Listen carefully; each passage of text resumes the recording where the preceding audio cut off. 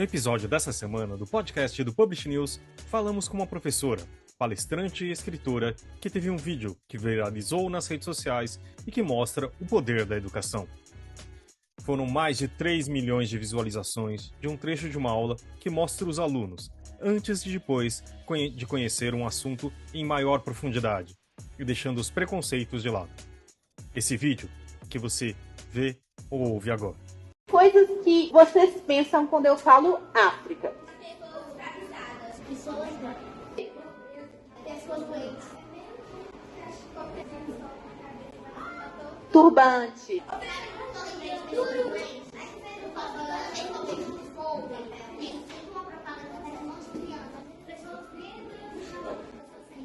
Eu vou perguntar de novo. Se eu falar África, o que vocês imaginam? Eles sabem sobre a agricultura. Capoeira. Egito, Nigéria, Tanzânia. Hoje vai. Eu lembro do Mané. Ele é de onde?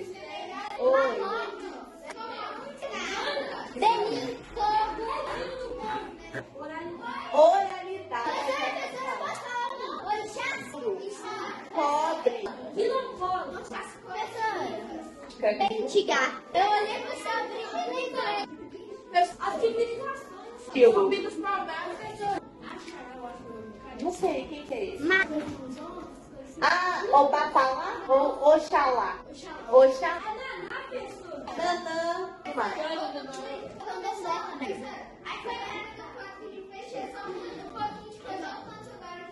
Olha como é que conhecimento ajuda a gente a mudar a nossa imagem das coisas, não é? Antes vocês tinham uma imagem desse tamanhozinho, negativa. Agora virou desse tamanho.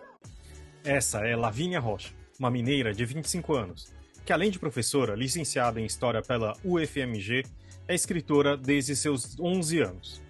Já publicou 7 livros e participou de outras 7 coletâneas.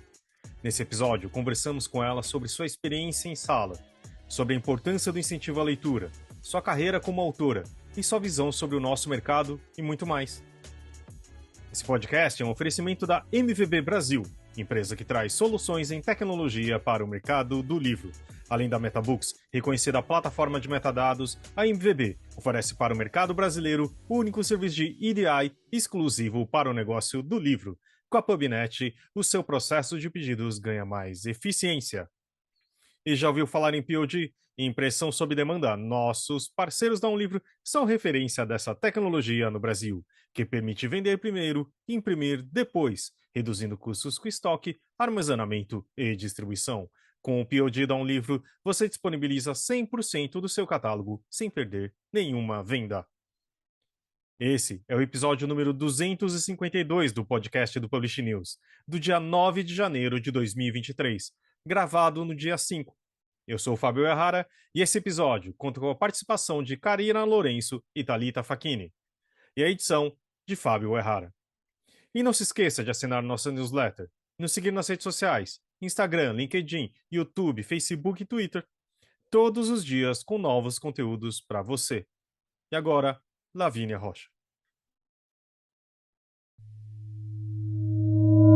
Como vocês ouviram antes aqui, a Lavínia faz um monte de coisas, mas ela ficou mais conhecida para milhões de pessoas, literalmente, por causa de um vídeo. Esse vídeo tem muitas coisas muito interessantes, e acho que por isso, claro, que ele tenha se viralizado, né? São mais de 2 milhões de visualizações no Twitter, quase 1 milhão no TikTok, e tem ainda, né, as repostagens, etc., e de tanta gente importante, né? Assim, para começar um pouco, acho que por aí, depois a gente vai falar um pouco da sua parte professora também, mas acho que começando por aí. Aqui, acho que mostra 2 momentos em aulas que você dá, né? E eu queria que você contasse depois um pouco desse bastidor. Antes de você falar mais sobre o continente africano, sua África e os seus povos, e depois, né? E parece muito algo que, em geral, as pessoas como eu, que antes da lei de 2008, que é 11.645, eu acho. Desculpa, não sou... É a atualização da lei. A primeira é de 2003 e depois é de 2008.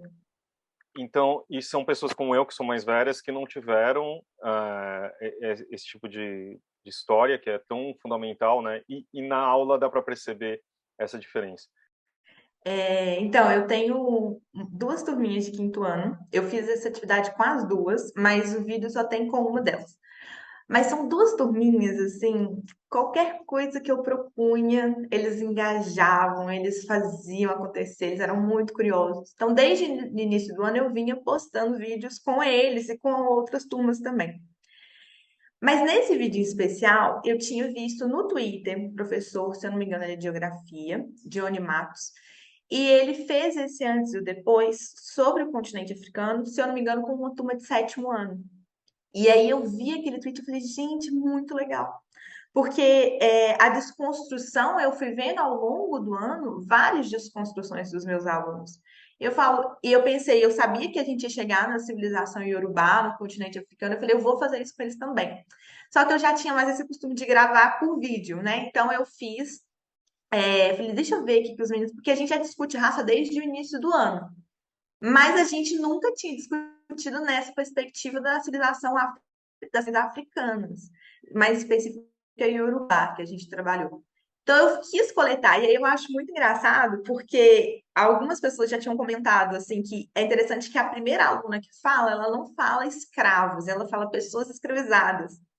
E esse é um termo que desde o início do ano eu já estava trabalhando com os meus alunos, que é tanto índio trocar por indígena, por uma questão anticolonial, né? Então vamos parar de usar um termo que é colonial.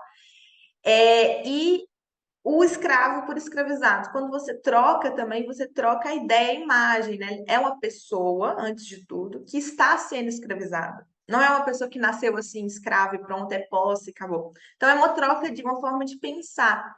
E ela usa esse termo. Então, o que que eu percebi? Tudo que eu proponho para os meus alunos de educação, eles recebem muito bem. E eles constroem junto comigo. Também não é só eu falando, é uma troca, uma construção junto.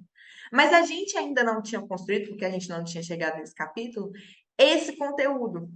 E o que eles tinham construído era o que vinha de fora. E o que vinha de fora? E aí a minha aluna fala no vídeo: o que vem de fora? Vem de fora a propaganda das crianças doentes.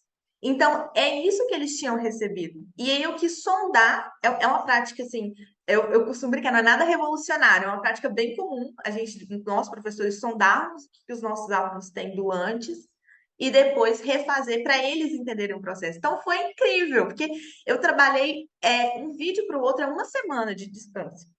Então, a parte um para a parte 2. Então, eu tenho duas aulas a cada sexta-feira. Eu tinha duas aulas a cada sexta-feira. Então, aquilo foi assim, na segunda aula da sexta e na outra, na segunda aula da outra sexta. Uma coisa de 3 aulas de distância. E olha a mudança que eles tiveram. Eu acho que isso também é muito impactante.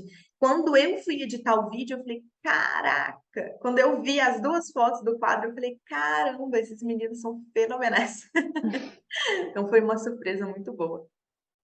Você falou que é meio que uma prática comum, né? Você fazer esse tipo de exercício com os alunos e você também já tinha visto essa ideia de outro lugar. Mas a surpresa de ver que o vídeo viralizou e que todo mundo estava curtindo e compartilhando, eu também acredito que seja outra coisa, né? Como é que foi você ver que isso que cresceu tanto assim? Não, foi. Eu toda hora eu parava, gente, que doideira isso. Eu não sei quantas vezes eu falei essa frase com a minha mãe, porque eu postei assim no dia 20 de novembro, foi o dia da Consciência Negra, inclusive. Isso aconteceu em novembro mesmo, e eu postei no dia da Consciência Negra.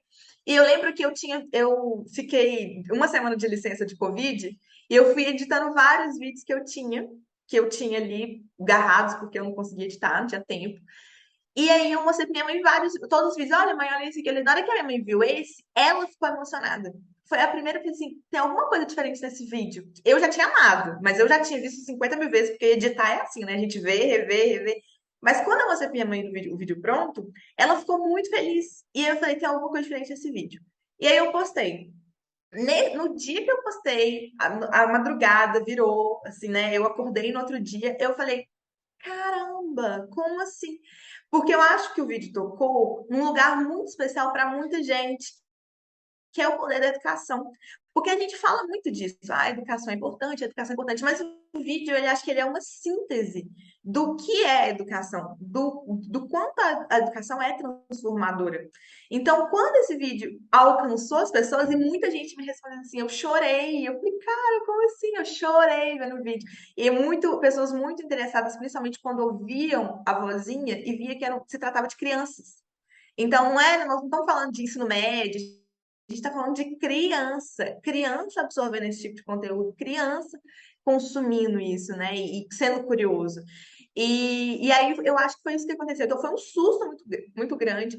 Quando eu vi, foi alcançando gente assim, que eu nem imaginava. Muita gente vindo conhecer o meu perfil, e aí foram vendo outros vídeos que eu já postava desde o início do ano. Foram repostando várias páginas grandes, repostando, perfis grandes repostando.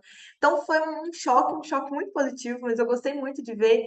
E vários outros professores comentando também, assim, ou que já faziam coisas parecidas, o que é muito legal, ou se inspirando também para fazer algo semelhante. Lavínia, acho que uma coisa também que a gente tinha marcado até na nossa pauta para falar dessa parte também, né? Da troca de palavras, né? Que, por exemplo, de novo, como eu sou uma pessoa quase 50 anos, eu tive uma educação que o escravo e, por exemplo, do índio, quer dizer, tipo, essas palavras têm uma força muito negativa e que acho que quem não as sofre, quem não as ouve, digamos assim, elas não entendem muito isso, né? O que eu queria saber de você, assim, primeiro, o fato de elas serem crianças, eu tenho um filho pequeno também, e assim, eu vejo também muita gente, uma vez eu levei uma história pessoal, tipo, eu levei meu filho numa das manifestações contra, sabe, né, dessas que a gente foram, na Paulista, etc. E do tipo, e que, né, era fora tal, então ainda bem que a gente tá em um ano novo, mas enfim. E aí chega assim, tipo, a gente postou nas redes sociais, minha esposa, e tinha pessoas falando assim, mas por que você tá levando seu filho, né? Tipo, ele é muito novo pra ser colocado num assunto político, etc. Eu estranhei muito. Mas isso depois eu percebi que isso é comum, né, também, porque tipo que principalmente de obviamente uma classe privilegiada que pode colocar o filho dentro de bolhas e não sofre racismo, etc. Né? Mas enfim, que você acha disso, né? Tipo, dos seus alunos são novos, né, do quinto ano e do tipo como que você vê eles recebendo isso, tendo essa compreensão e também eu acho que talvez seja a força mais importante de eles terem noção do racismo e serem antirracistas, né? Eu acho que também e a próxima pergunta será como que fazer isso com os nossos filhos, né? Eles não serem racistas, muito mais serem antirracistas. Aham. Eu sempre parto dessa ideia de que se você tem idade suficiente para sofrer aquela violência, você tem idade suficiente para conhecer o movimento que luta contra aquela violência. Então, eu tenho vários alunos negros, é uma rede privada, é uma escola privada, mas é uma escola privada com a classe média mais baixa, assim, então eu tenho vários alunos negros que acessam essa escola. Eu tenho vários alunos que já sofrem isso diariamente, que já sabem. Então eu falei, já é hora da gente construir isso, porque se a gente parar com a ideia de que tem que esperar alcançar tal idade para daí desconstruir, é sempre um trabalho a mais. De repente, se a gente já construir algo melhor, a gente não tem essa tarefa de desconstruir. Então, a minha prática é sempre pensando nessa ideia de construir algo. E sempre no nível deles, obviamente. Então, a gente trabalha na língua deles, no dia a dia deles. Então, é sempre pensando nessa ideia. E aí, sobre raça, essa é uma pauta minha da vida. Como escritora, como pessoa, como professora, o tempo inteiro eu levanto bandeiras, faz parte da minha arte, da minha prática, da minha pedagogia. E eu levanto diversas bandeiras. E na escola, a questão racial é muito importante para mim. Então, quando a gente vai falar dos povos egípcios, a primeira coisa, a abordagem que eu tinha com eles era a raça. De que raça estamos falando? De onde estamos falando? Então, quando falamos dos povos, então a gente trabalhou várias civilizações antigas. Trabalhamos os chineses, trabalhamos os indianos, trabalhamos os incas, os egípcios e os iorubás, por último, que foi desse vídeo. Em cada civilização que a gente trabalhou, eu começava com raça. De que raça estamos falando, gente? E aí, por exemplo, falando dos chineses, amarelos. Amarelos, professor, pode falar isso? Sim, é um termo que se usa e tal. Pode falar leste asiático, mas se falar só asiático, é um termo muito amplo. Porque o que a gente vai fazer com os indianos? Os indianos são amarelos, turma? Não, os indianos não são amarelos. Ah, então os indianos são os povos marrons. Ah, e o Oriente Médio, de povos marrons. Então, e os incas? Estamos falando de um grupo indígena. Então, sempre parto da raça. E a gente já tinha trabalhado um pouco de raça quando a gente estava trabalhando quem são os sujeitos históricos que anteriormente não eram considerados sujeitos históricos e hoje são. Então, a gente já tinha falado um pouco sobre raça. E sempre voltando em raça. Por que que eu acho muito importante? Porque a partir disso, eles vão entendendo o lugar de cada um nessa sociedade, o porquê de algumas coisas acontecerem. Por exemplo, eles são muito cristãos. Em geral, a religião, seja evangélico, seja católico, espírita, o cristianismo é muito presente ali, né, como na sociedade brasileira. Então, quando a gente vai discutir, por exemplo, é possível um Jesus branco, louro, do olho azul no meio da Mesopotâmia? Então, se eu começar trabalhando com raça, eu também estou questionando e levantando alguns debates importantíssimos, porque a partir do momento que eles falam, "Ah, não é possível, professora, não tem como Jesus ter sido daquele jeito." E aí, se eu levanto isso, eu vou fazer com que eles olhem para a sociedade e entendam que é uma construção branca e europeia da história. Então, quando a gente for trabalhar ao longo da sociedade brasileira atual, eles vão partir dessas ideias de raça. E aí entender o que é o racismo, o que é um racismo religioso, o que é um racismo estrutural, né? Então, isso faz parte, e os meus alunos têm maturidade para entender isso. Então, eu acho que a coisa mais importante é não subestimar as crianças. Elas são capazes de compreender, elas são capazes de nomear as coisas. Então, eu tenho um vídeo, uma semana depois que o vídeo viralizou, eu gravei alguns vídeos de reação com eles. Tipo, gente, o que aconteceu com o vídeo e tal? E eu fui perguntando algumas coisas, assim, para confirmar, assim, vocês estão entendendo, né, do que está acontecendo e tal. E eu falei assim, gente, muita gente comentou que vocês falaram escravizados, não falaram escravos. Por que mesmo que a gente fala assim? E eles sabem explicar por que que eles usam. Eles não trocaram simplesmente porque me ouviram falar. Então, isso é muito importante para mim. Eu não quero que eles repitam o que eu falo. Eu quero que eles critiquem também, inclusive, o que eu falo. E eles construem esse pensamento de forma autônoma. Então, eles vão, professora, a gente trocou por causa disso, disso e disso. Professora, índio é um termo colonizador, é pejorativo. Quando a minha aluninha do quinto ano falou pejorativo, eu falei, tá vendo? Eles sabem do que nós estamos conversando, eles sabem conversar que nem a gente. Eles têm os limites, obviamente, mas eles sabem discutir raça. Então, eu não acho que é isso, é muito novo para poder lidar com isso, não, porque eles já estão sofrendo isso, eles já estão sendo impactados por uma sociedade racista. Então, eles têm sim ter uma educação antirracista para lutar contra isso. Outro tema muito forte que pegou muito na sala foi trabalhar a ideia da macumba. O que é a macumba? E eles vinham com todos os preconceitos, todo o racismo religioso de casa das religiões, enfim, que frequentam, ou não também, até alunos que não frequentam, mas a ideia, a concepção negativa já estava implementada na cabeça deles. E a gente foi, aos pouquinhos disso, construindo o que era, quando a gente aprendeu sobre o candomblé, quando a gente aprendeu sobre a Umbanda. E aí uns dos outros começaram, fulano, não fala assim, lembra, fulano, que é ruim falar assim, que é preconceituoso falar assim. E aí começaram a discutir com os pais. Essa hora que eu falei, meu Deus, meu emprego. Começa a falar assim, não, papai, você tá errado. Aí tem uma aluna que fala, olha pra você ver, professora. Ela virou pra mim e falou isso. Tem um vídeo, eu não sei, esse eu não postei ainda, não vou postar, tem que terminar de editar. Professora, olha a diferença da como as pessoas foram educadas. E o meu pai falou que macumba era ruim, era isso, e eu falei, papai, não é isso.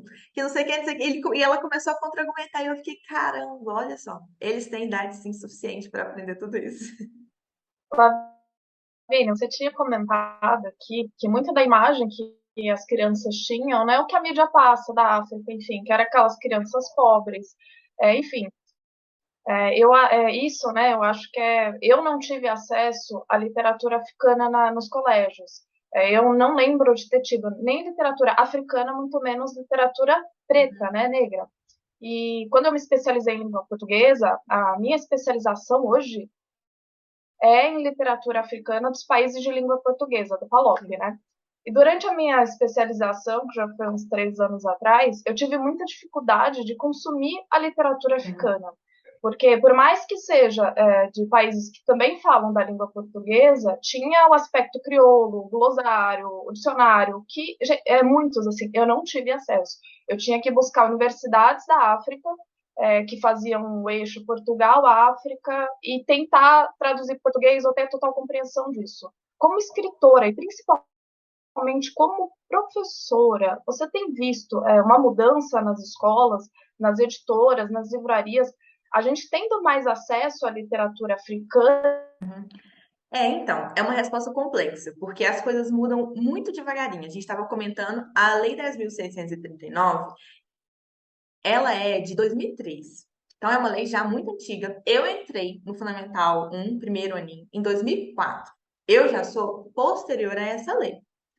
E mesmo assim, a minha educação não foi de acordo com essa lei. O que é essa lei? Deixa eu explicar. É uma lei que fala sobre o ensino da cultura afro-brasileira, da contribuição dos povos negros no Brasil. Em 2008, ela foi atualizada, que foi a 11.645, acrescentando a cultura e a contribuição dos povos indígenas. Então, são duas leis que se unem, né? Vai ser atualizada essa lei para falar da importância de trabalhar esses povos. E aí fala na arte, dança, enfim, literatura e história. Então, de maneira geral, é trabalhar na escola. Mas eles colocam essas dicas, assim, como prioritária, né? Nesses conteúdos. Então, nós temos a obrigação, como professores, principalmente eu de história, a outra de literatura, de artes, enfim, de trabalhar essas contribuições. Mas é algo muito solto. Por quê? E aí, quem vai fiscalizar isso? Quem está de olho no que está acontecendo ou não?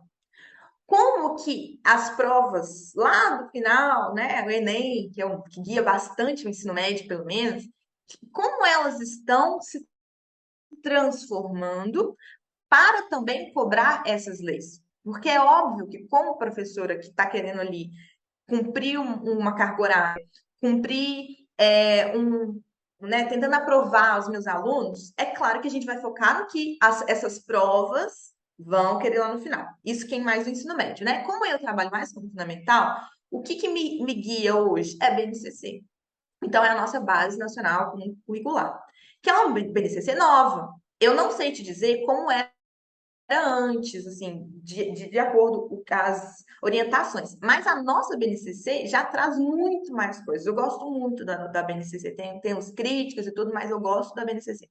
E ela trabalha bastante. Então, por exemplo, no 8º ano, tem uma parte lá que fala sobre entender o legado da escravidão e compreender a necessidade das políticas públicas, como a lei de cotas, por exemplo. Está lá, eu não, porque a professora está levando a ideologia. Não, está lá na BNCC, que eu, como professora de história, tenho que cumprir esta habilidade, que o meu aluno tem que sair com essa habilidade, ele tem que compreender a necessidade de reparação histórica. Então, isso vai forçando a gente, como maneira geral, porque nós temos muitos professores que são completamente fechados a isso. E aí temos outro problema que também não dá para julgar tudo nas costas do professor. Temos um problema de formação. Eu tive História da África, uma só. História das Américas eram 2, História Contemporânea eram 2, basicamente era a História da Europa. História da África eu tive uma, que a gente oscilava. Um professor dava a pré-colonial, o outro professor dava a pós-colonial. Cada semestre você pegava um e você ficava sem a outra formação. E você virava. Como que esses professores que são anterior a essa lei, anterior à chegada dessa disciplina, vão fazer? Às vezes trabalham de manhã, de tarde, de noite, para conseguir um salário mínimo, né, básico, para você se sustentar, você ter lazer, você viajar, você pagar suas contas. Como que esse professor vai parar a vida dele e falar, agora eu vou estudar? Estudar o quê? Estudar onde? Quem são essas pessoas para pesquisar e tal, tal, tal. Então, não tem incentivo, não tem política pública mesmo de formação desses professores. Eu sei, por exemplo, a prefeitura de BH, né, que é onde eu moro, eu sei que estava tendo uma coisa assim, meio de há um tempo atrás eu já ouvi falar, não trabalhei na prefeitura, mas um pouco dessa formação continuada e tal. Só que tem que ser uma coisa, se você tem que exigir, mas tem que fornecer essa base. Então, é um problema que é complexo, que é cíclico. Porque aí, se você não tem essa formação, você não vai dar essa formação. E aí, se você também não tem cobrança dessa formação, as escolas não vão fornecer isso. Porque muitas vezes a gente tem que pular capítulo. Ou pula capítulo, você não termina a matéria. E aí, na hora de escolher qual que você vai pular, é óbvio que você vai dar a prioridade para aqueles que são mais trabalhados, nas provas, que são mais trabalhados. E aí, como diz meu colega, ele fala, não são escolhas, são omissões. A gente tem que fazer omissões. Quais são as omissões que você vai fazer? E aí isso cai no colo do professor, porque não dá para dar tudo. Então, isso é complexo. A partir do momento em que essas disciplinas forem valorizadas de fato, aí sim as coisas mudam. Mas eu vejo uma mudança. Eu vejo uma mudança com gente jovem chegando, gente jovem com a cabeça muito assim, vamos, vamos, vamos. São pautas que estão no momento. Então, as editoras estão acompanhando, as editoras. É um mercado, né, gente? A gente, é claro que a gente vai seguir pelo dinheiro. Onde você está colocando o seu dinheiro? É onde a editora vai colocar também o esforço dela. É um mercado, ninguém faz nada porque é bonzinho. Então, se você tá colocando o seu dinheiro em autores negros, em autores africanos, em negros, né, diáspora, enfim, se você está trabalhando esses temas, as editoras falam, opa, vamos colocar, vamos trazer novos autores, vamos trazer. Então, tudo depende de um movimento de mercado, porque a lógica capitalista funciona assim. Então, a gente precisa, como seres humanos, ponto, assim, não estou dizendo só como professora, ter uma busca ativa e cobrar esses posicionamentos. Eu falo que a escola, ela seria muito maravilhosa se os pais progressistas eles fossem tão fortes na escola quanto os pais conservadores são. Porque se os pais progressistas fossem lá e falassem assim, cadê aqui, ó, a lista? Cadê a autoria africana? Cadê autores negros? Cadê personagens diversos? Cadê literatura LGBTQIA+, nas escolas? Se os pais progressistas fossem lá pressionar esse tipo de coisa, igual os pais conservadores fazem, a gente teria mudança, porque é uma disputa. A gente vive disputa de narrativa o tempo inteiro. A nossa sociedade é uma disputa de narrativa. Quem que vai vencer?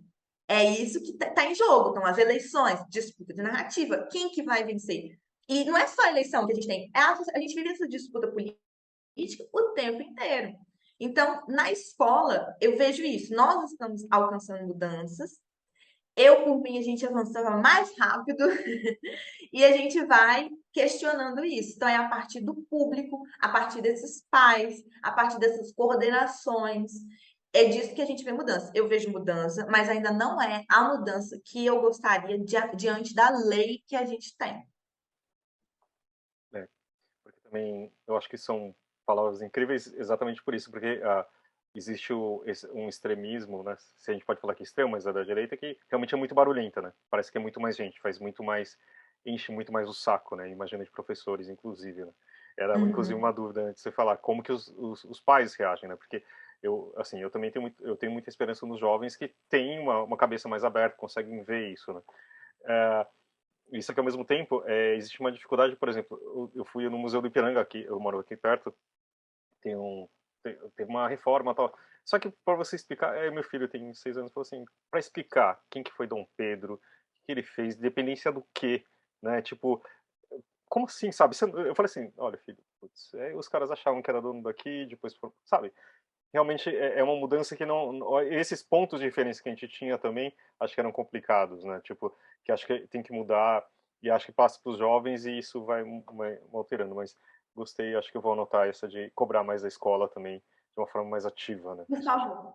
Queria falar assim, da outra parte sua, que é escritora, que também, o que é mais impressionante, que você começou a escrever com 11 anos, que deve ser a idade dos seus alunos hoje, né?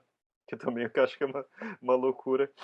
Mas conta um pouco sobre isso também, como você começou, né? Tipo, e também acho que aqui é um podcast que a gente fala com o mercado editorial, né? Eu queria ver também como você vê o mercado editorial também, e nesse tempo todo, né, da sua carreira, como você é muito jovem também, mas acho que como você está há um tempinho aqui, conta um pouco da sua carreira e também como que a sua visão agora. Uhum. Então, sim, eu comecei a escrever aos 11. O primeiro livro que eu publiquei foi aos 13. e muito a relação com a escola. Eu acho que é por isso que eu amo tanto a escola. Além de tudo, eu amo tanto a escola porque foi onde eu me fiz leitora, onde eu me fiz escritora. Começou naquela brincadeira de escrever textos para aula de produção de texto e tal, mas tinha um limite de linhas muito baixo para mim, eu queria escrever mais, e aí fui brincar no meu computador, fui experimentar histórias, e assim foi.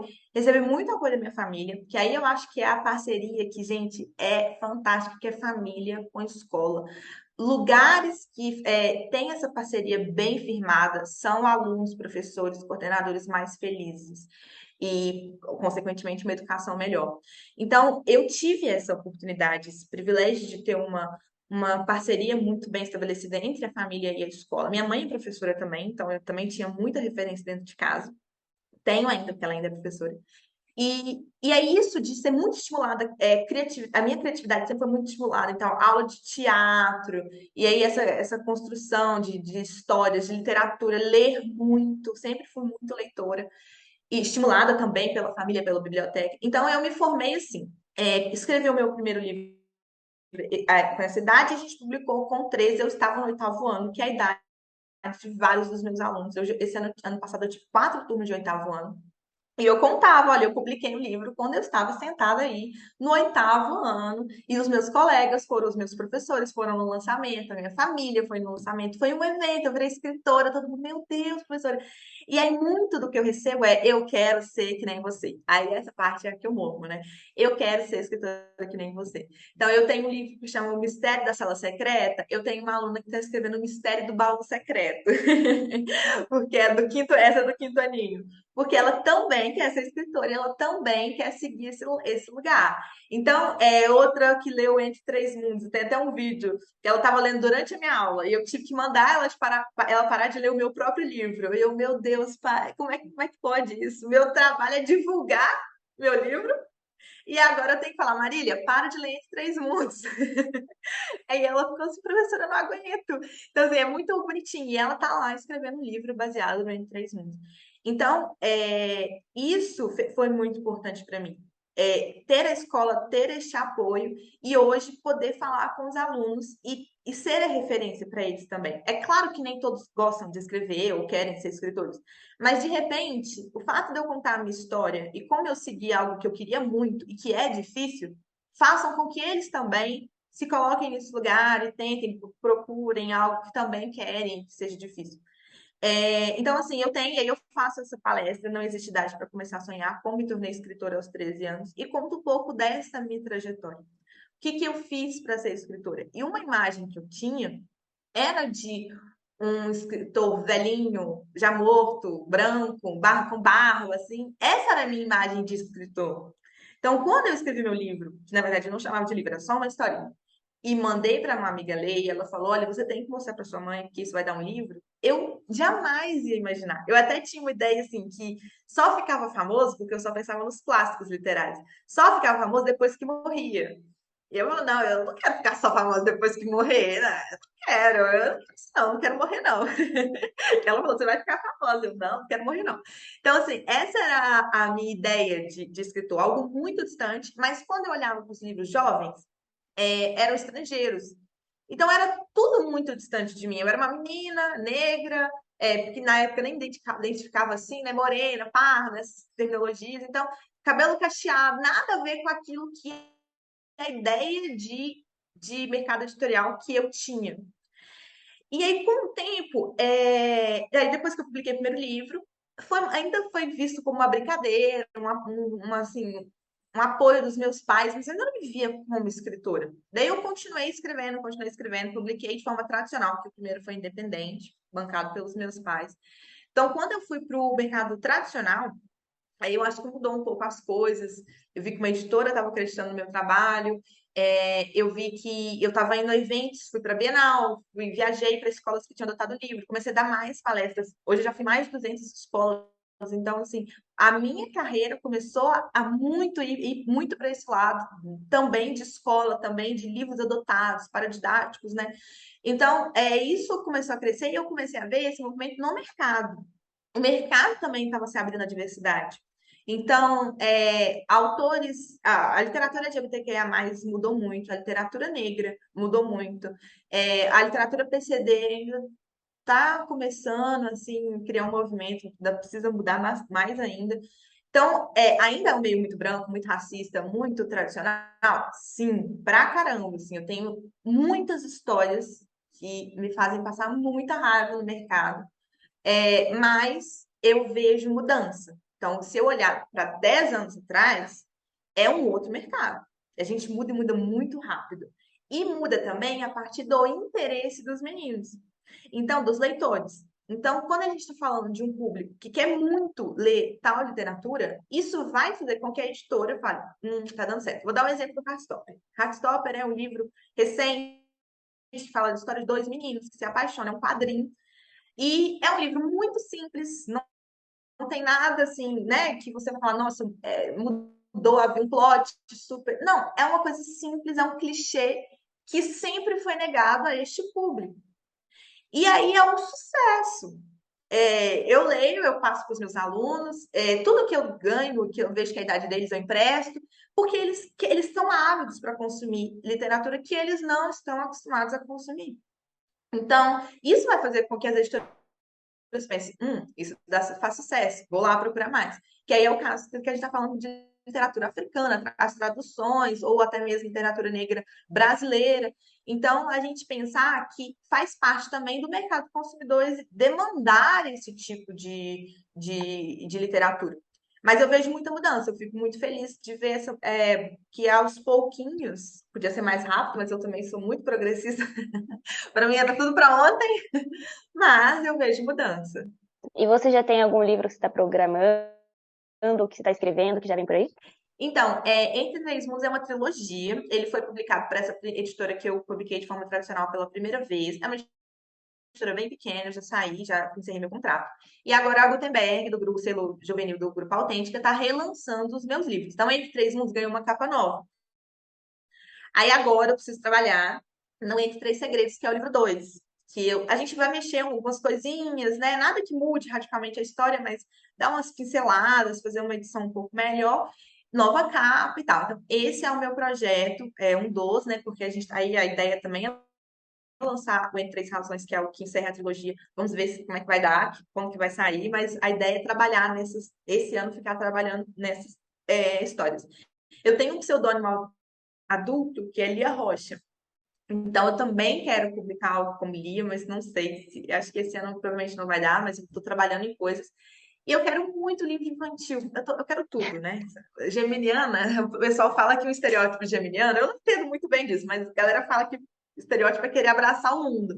E eu sou assim, e eu queria muito fazer um livro infantil que fosse baseado nessa experiência que eu tive com o quinto ano, que traduzisse o que eu tive, essa experiência com o quinto ano, para poder atingir mais pessoas, assim, para de repente trabalhar. Muitos professores me pediram isso. Eu nem tenho condições de responder todo mundo, mas assim, o que eu faço? Eu quero muito, aí que faz aquilo que a gente estava conversando. Eu quero muito trabalhar, mas eu não sei trabalhar isso. O que eu tenho que ler? O que eu tenho que fazer? Esses professores estão assim, me dá qualquer coisa para eu poder aprender e trabalhar. Então, eu queria pegar um livro infantil nessa onda, trabalhando o que eu trabalhei com o meu quinto ano, um pouco da civilização iorubá. Ainda estou pensando como eu vou fazer metáforas, porque trabalhar com criança é muito isso, né? Metáforas, imagens. Mas eu quero muito fazer isso. Então, tem muitos projetos. Mas o mais certo mesmo, assim, é a trilogia, terminar a trilogia. Lavínia, e sobre as palestras, essas palestras, quais são os projetos futuros? Eu estou perguntando isso porque quando eu estava olhando o seu blog, eu fui ver uma palestra que você deu na cidade de Teófilo Otoni, Minas Gerais. E logo assim, na hora, eu sorri, porque eu sou de uma cidade perto, aquele perto de Mineiro, né? Berilo, José Gonçalves, ali aquela região de Diamantina. E eu fiquei muito feliz de ver você indo para cidades do interior, dando palestra, levando acesso para literatura, porque eu não lembro, honestamente, de ver bibliotecas nessas pequenas cidades. Na minha cidade mesmo, não existe biblioteca, e nem mesmo na escola, porque não tem só a questão do difícil acesso, de não ter determinada literatura, né? Tem o alcance, né? Tem lugares que não chega, mas não chega mesmo. Então, eu queria que você contasse um pouco do seu trabalho nessas palestras, assim, ó, porque é um alcance que poucas pessoas chegam, assim, é um exemplo, eu estou sendo aqui um exemplo, né, porque eu olhei o nome da cidade, eu falei, ela tá lá, ela tá levando pra minha galera, sabe? Eu considero ali o meu povo, a minha Aham. galera. E olha onde ela tá chegando, ela tá lá falando do livro dela, de literatura, de diversidade, de racismo, assuntos tão importantes que às vezes a gente fica, as crianças, né, principalmente, ficam com estereótipos presos dentro de si e uma conversa muda tudo. Eu fiz duas visitas a Tchotchó, a gente chama carinhosamente de Tchotchó. Lá eu fiz duas visitas para a Tia Flotone e foi magnífico, assim, num colégio de lá que tinha adotado o livro, eles tinham feito assim, um no sexto, um no sétimo, outro no oitavo, aí jogaram todos os meninos no auditório e eu conversei com todos eles. E foi muito legal a experiência, porque eu senti um pouco isso. A gente que às vezes mora em capital, a gente tem um pouquinho mais dessa BH, assim, São Paulo, Rio, eu não vou nem dizer, mas a gente tem tudo, né, em São Paulo e Rio. Mas em BH tem bastante coisa, mas quando você vai saindo dessas grandes capitais, você vai ficando por fora dessas coisas. Então não chega mais tanto teatro, show, palestra, não tem tanto alcance. Então, quando eu cheguei lá, eu senti que gente, eles estão achando que eu sou que celebridade, assim.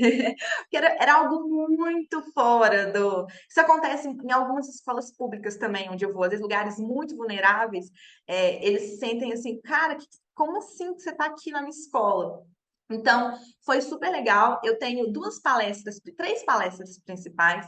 Eu falo sobre minha carreira, não existe idade para começar a sonhar, como me tornei escritora aos 13 anos, que é uma palestra que se renova a cada ano, porque cada coisa que acontece na minha vida vai entrando na minha palestra, mas principalmente sobre a dificuldade que eu tinha de sonhar, que eu acho que é a coisa mais complicada, principalmente nas escolas públicas, é você levar para essas crianças que eles podem sonhar. É tão básico, mas é isso, eles podem sonhar. Então, é um pouco isso, de como era difícil sonhar e depois como foi difícil realizar, porque outros 500. Eu tenho uma palestra chamada Feminismo Não é Palavrão, que eu fiz para uma cidade do interior também, a cidade de Carlos Drummond de Andrade, Itabira. Foi feita pensando lá, mas depois que saiu de lá, eu fui para várias escolas, que é um pouco sobre o que é feminismo. Porque a gente tem essa ideia, ainda mais que essa palestra foi feita em 2016, que era o que o termo ainda era mais pesado. Hoje em dia o termo a gente conversa bastante, mas ele era mais pesado ainda. Então, o que é feminismo? O que é a luta? Qual é a história da luta das mulheres por igualdade de direitos? E aí, onde entra as mulheres negras, as mulheres PCDs, as mulheres, sabe, as mulheres diversas, porque o feminismo também tem que ser diverso, tem que ser plural. E tem uma palestra focada no protagonismo negro. E aí eu vou adaptando essa de acordo com o que a escola entende. Então, eu falo da literatura, eu falo representatividade do negro na TV, no cinema, enfim. Então eu vou trabalhando com eles e aí sempre puxando para a história, porque né, não dá. E aí eu sempre vou trazendo um pouco da história para entender por que nós nos vemos tão pouco. Então essas são as palestras principais que eu faço nas escolas. Já estive em muitos lugares, assim, e é isso, lugares que eu nunca imaginei estar, que não fosse por isso. E eu gosto muito de fazer isso. Eu falo que eu vou onde me chamam. Onde me chama, a gente vai combinando e aí eu vou. Depois as coisas ficaram um pouco mais apertadas, começaram a surgir mais convites, mais trabalhos. Aí agora eu dou palestra, eu dou aula também, porque antes eu estava só na faculdade à noite, então eu tinha o dia todo para poder fazer isso. Comecei a trabalhar como professora, aí a agenda diminui. Mas eu vou reorganizando para conseguir fazer, sabe? Assim, eu quero estar em vários lugares, eu quero estar em lugares diversos também. Quero fazer esse trabalho, que eu acho que é um trabalho muito importante de fazer, que é divulgar a literatura e divulgar possibilidades. Eu acho que é isso, divulgar possibilidades. Lavínia, falando um pouquinho sobre a sua questão como escritora também, e acho que tem um lugar privilegiado também para fazer um dos grandes problemas que a gente enfrenta aqui no mercado editorial, da formação de novos leitores, né? Queria também a sua fala sobre isso, né? Como que você acha que a gente forma novos leitores? Como fazer?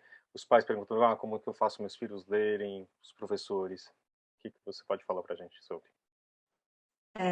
Esse é um desafio muito grande, principalmente quanto mais velhos os meninos vão ficando, mais eles vão abandonando esses espaços literários, né? Eu tô com esse problema bem forte dentro da minha casa, assim, mais ou menos, né, na casa da minha filhada, que ela não gosta de ler. Ai, isso é uma tragédia para mim. Ela tem 6 anos. A gente, assim, não, a gente se incentiva muito, mas muito, muito. Eu falo, poxa, eu sou escritora, a mãe dela é professora universitária, lê pra caramba. Ela vê a gente lendo, mas ela é muito da ação. Ela quer fazer as coisas, ela parar e ler é muito difícil para ela. Então, a gente está trabalhando nessa ideia. Aí, um exemplo do que eu fiz com ela, né? Ela é muito criativa e ela desenha muito bem. Eu levei de Natal, falei, nossa, ela vai me matar. Eu levei um livro do Otávio Júnior, chamado O Garoto da Camisa Vermelha, que é publicado pela Elefante, é o selo da Autêntica. E esse livro fala a história de um menino que mora na periferia, escuta barulhos de tiro, dorme com aquele barulho e tal, mas ele, de repente ele encontra uma caixa de livros no lixão. E a vida dele vira um arco-íris, vira colorido. Ele começa a ver tudo com mais cores e tal. É lindo, lindo livro. É bem para infantil mesmo e tal. Levei o livro para ela. E vamos ler ela, não. Aí eu, vamos e tal, fui convencer e tal. Ela foi. Na hora que ela viu, ela adorou o livro. Na hora que ela viu que virava um arco-íris, ela adora arco-íris, assim, unicórnio, essas coisas. Ela, nossa, que legal e tal. E aí eu fui puxando. Nossa, Cécia, ela chama Cecília, você desenha tão bem. O que você acha da gente fazer um livro? A Dinda escreve, você ilustra. Ela adorou, vamos fazer um livro. Então eu falei assim, onde que eu posso puxar essa menina para poder ver que é legal, sabe? Que é legal ler. Olha, o livro já traz essa imagem, né? O mundo dele virou um arco-íris quando ele achou o livro. Então vamos fazer um livro também. E aí virou uma grande coisa para ela, do tipo, eu estou fazendo um livro com a Dinda. Ela falou com a mãe dela, eu estou escrevendo um livro com a Dinda. E aí tem a capa, e ela é muito boa de desenhar mesmo, ela tem uma pegada muito boa. Então, é isso, assim, é construir maneiras criativas, engajadoras, tem que ser divertido, não pode ser só obrigação, é rebolar mesmo, porque é difícil.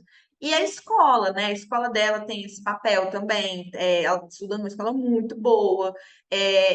Assim, os projetos, enfim, os professores têm que ter um engajamento total para poder ensinar isso, né? Então, fazer os alunos gostarem de ler é muito complicado. Mas uma coisa que ajuda é quando você consegue ir de monte, assim, você vai de bonde, como a gente brinca com os meus, vai de bonde, vira hype, né? Então, por exemplo, eu comecei a emprestar livros. Então, eu levava os meus livros e levava para a sala de aula. Um começou a ler, mas eu quero também, eu quero. Na hora que o Hackstop, por exemplo, que foi o livro mais emprestado esse ano, na hora que eu vi, virou a moda da sala. Todos eles queriam ler.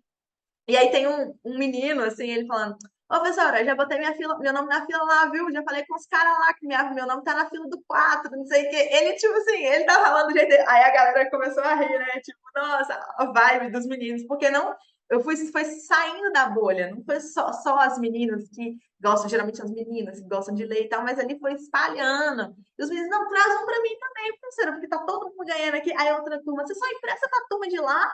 Por que você não traz para cá também? É mentira, eu levo para todo mundo, mas enfim, não, eu vou trazer para você. O que você quer? Então, é um pouco criar esse ambiente de mostrar que a literatura é divertida, não é só ler para fazer a prova.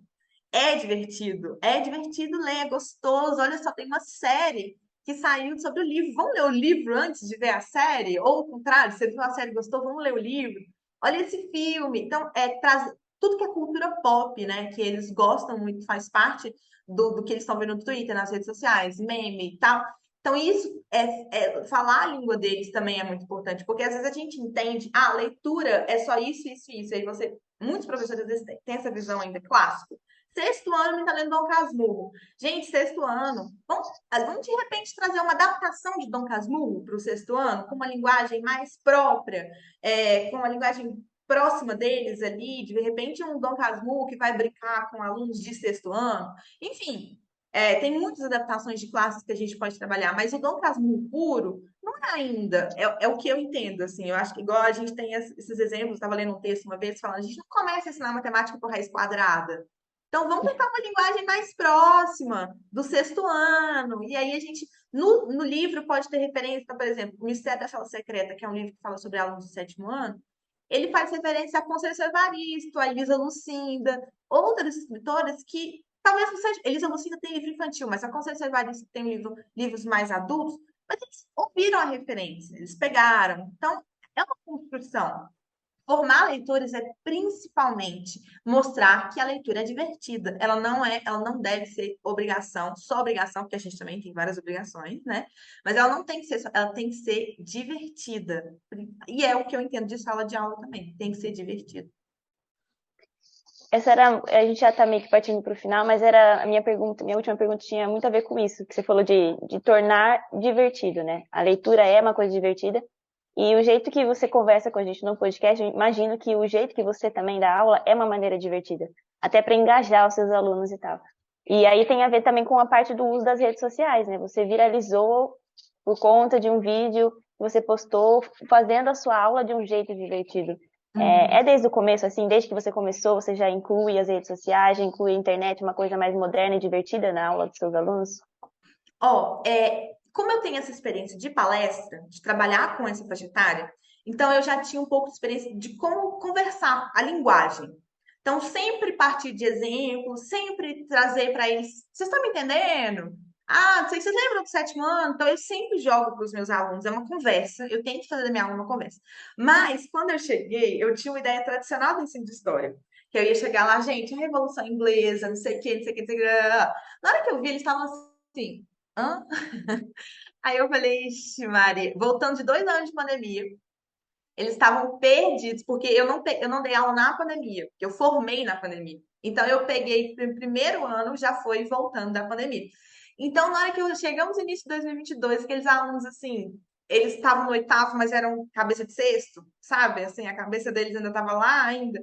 Então, eu falei, cara, eu vou ter que mudar tudo. Por isso que eu falo num vídeo meu que eu estava despedindo deles, eu falei, vocês me ensinaram a ser professora, porque eu aprendi com eles. Na hora que eu vi que não deu certo, eu falei, para tudo. Eu vou sentar, eu vou reformular as minhas aulas. Então, o tema seguinte era Revolução Industrial. Eu falei, vamos elaborar uma brincadeira aqui. A gente jogou uma espécie de RPG. Cada um tinha um personagem da Revolução Industrial. E eles eram os trabalhadores da época, eles tinham nome, tinha uma fotinha da roupa, como eles, mais ou menos, né, como eles estavam se vestindo, e eram nomes ingleses, porque a gente está falando de Revolução Industrial na Inglaterra. Então, eles tinham história. Por exemplo, eles foram expulsos do campo, por isso eles estavam aceitando qualquer salário na cidade, né? Eles eram operários, eles tinham perdido parentes, ou eles tinham problemas respiratórios por trabalhar demais, a exploração da Revolução Industrial. E a gente montou uma fábrica de sapatos, que nada mais era do que eles passarem o tênis e colocarem um cadarço, aquela coisa fordista, né, do Charlie Chaplin. A gente viu o filme do Charlie Chaplin para se inspirar. Nossa, essa aula foi um sucesso, eles não esquecem do dia da fábrica de sapatos. Mas por quê? Porque eu vi que não estava dando certo. O primeiro exemplo que eu tinha. Então eu falei, agora vai ser assim, tudo jogo. Aí a gente tem umas brincadeiras que é lave game. Então, vários jogos, tudo vamos fazer um lave game. E aí, se vocês ganharem, vocês vão ganhando lave coins. Então, a gente foi brincando, gamificando a sala de aula para ser divertido, tem que ser divertido. E aí, eu tive um crescimento muito do engajamento em sala de aula, um crescimento das notas. Eu tive algumas coisas, eu vi, isso aqui funciona, isso aqui não funciona, vamos de novo. E nisso todo um processo de fazer eles reacostumarem a estudar, que eles não estudaram uns 2 anos de pandemia, né? Eles fingiram de estudar. Então, tudo isso foi complexo, mas é isso. A diversão sempre foi meu norte, porque como palestrante, eu sempre fui lá, era uma pessoa nova, divertida, que falava a linguagem deles. Eu falava, gente, mas não é possível que não tem como eu ser assim como professora também, tem que dar um jeito e tal. É claro que eu também sou brava, também xingo, também passo umas ocorrências, de vez em quando mando para coordenação, então eu sou, puxo a orelha, mas eu sempre vou partir dessa ideia paulo-freireana, né, de construir a educação em conjunto, tentar muito não ser autoritária. Eu sou autoridade, mas eu não sou autoritária. Isso é difícil, tem hora que a gente, ai meu Deus, desculpa, Paulo Freire. Mas é ir construindo isso e tal. Então, a minha sala de aula foi muito construída ao longo de 2022 e muito pelo retorno que eles me davam. E a intimidade que eles têm comigo. Tem aluno que falou assim, professora, você parece que é da nossa idade. Porque eu sou, assim, eu tenho 25 anos, com alunos de 13, 14, 15. A diferença ainda é pequena. A gente ainda tem referências muito próximas, assim, do que a gente assistia quando eles eram criança e eu adolescente. Então, ainda é muito próximo. Então, é muito legal ver isso, assim, ver como que essa relação se constrói também. Não, e para terminar, eu queria muito essa conversa incrível, mas, né, a gente, infelizmente, nosso tempo está acabando aqui, mas eu acho que eu achei, me chamou a atenção desde o primeiro vídeo, e eu vi vários, e até chorei com alguns, tenho que confessar também, quando você ganhou um presente aí do chocolate, foi incrível. Ai, É, nossa. né? Mas enfim, vou deixar para as pessoas agora matarem a curiosidade de colocar o perfil, o seu perfil, eu tô aqui no link. Mas o que eu achei mais interessante é que, assim, hoje em dia eu gosto muito de história, né? Mas no passado não. Apesar de um dos meus melhores professores que eu lembro até hoje foi no ensino médio. Mas é que, tipo, realmente tinha uma falta de humanização, né? Eu acho que a questão do escravo e do escravizado é muito disso também. E eu acho que me chamou mais atenção foi isso. Tipo, você faz as pessoas, os seus alunos se passarem por a coisa da Revolução Industrial, talvez, mas eu acho que isso que marca muito, né? Tipo, a gente está falando de pessoas, né?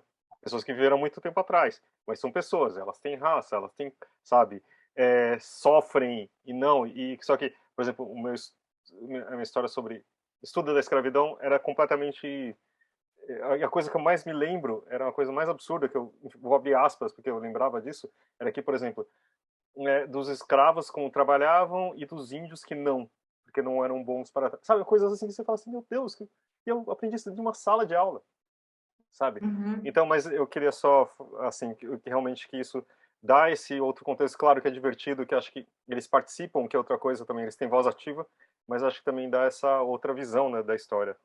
Mas parabéns, viu? Obrigada. A empatia histórica, né, que é um conceito que é muito caro. Quando tem que fazer sentido para você no presente, porque a história não é só o estudo do passado, a história é a relação do passado com o presente. Se ele não faz sentido hoje, não tem aprendizagem significativa. Então, o tempo todo a gente criar conexões, criar relações e tentar um pouquinho, a gente vai ser anacrônico, porque a gente vive neste momento, a gente vai pensar como este momento, mas se a gente tentar um pouquinho fazer relações, as coisas fazem mais sentido.